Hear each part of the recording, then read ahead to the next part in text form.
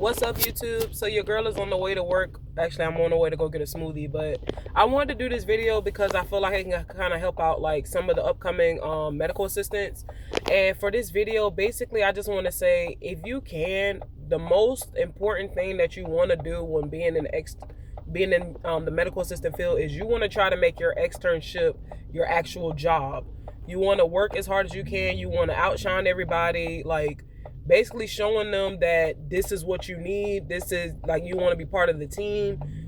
You want to be able to get your experience. Like, you got to really outshine and stand out. You know what I'm saying? Like, I feel like a lot of females, males as well too, because it's some males going into the medical assistant field as well. But, you know, I really feel like, you know, y'all try to do the bare minimum when it comes to your externship. But really, you know, if your externship is for you to get your experience, of course, but not only that, with your externship, that's for you to be able to show what you learned while being in school, and then also too, like, actually wanting a job. You know what I'm saying? Like, for most medical assistants, you know, most people like to do their externship and like to find their own job, but it's actually more smarter to, you know, do what you need to do so that way you can get hired on at that job.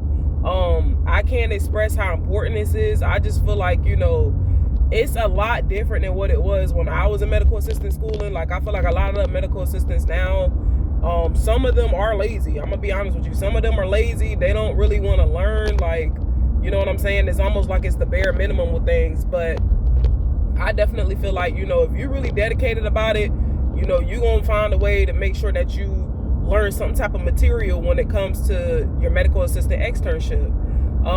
You know, when you missing days, that's showing them that you're not really as reliable. When you not really like taking initiative, that's really showing like you like to be told to do stuff instead of like actually doing it on your own. So I really feel like, you know, for the most part, when you are on your externship, try to be, you know, on time. Try to make sure that you don't miss any days if you do end up having to miss days, because life happens.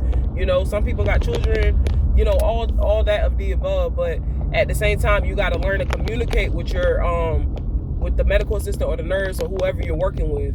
I could just honestly say that I just think that a lot of people don't take the externship part as serious. I feel like some people like to just, when it comes to the externship, they look at it like, let me just get this out of the way so I could just hurry up and graduate. But me personally, I would be thinking of it as like, look, I need to make sure I have a job so that way when I graduate, you know, I have a job in place and I can honestly say I'm really a certified medical assistant. You know what I'm saying? Because even though you finish your externship and you don't have a job or you don't get hired on, you're a medical assistant, but you're not really working in the field of being a medical assistant, if that makes sense.